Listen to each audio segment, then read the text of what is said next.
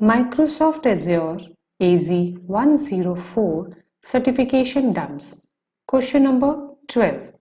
You have an Azure subscription. Users access the resources in the subscription from either home or from customer sites.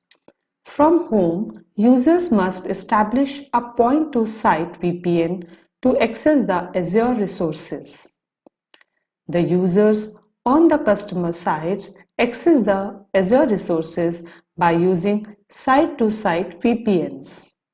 You have a line of business app named App1 that runs on several Azure virtual machines.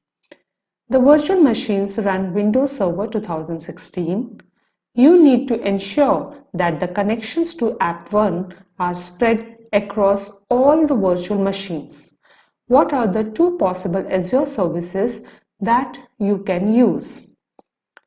Option A public load balancer. Option B, traffic manager. Option C, an Azure Content Delivery Network, CDN. Option D, an internal load balancer. Option E, an Azure Application Gateway. And the correct answer is D and E, an internal load balancer and an Azure Application Gateway. To learn Azure in detail, click on the given link below.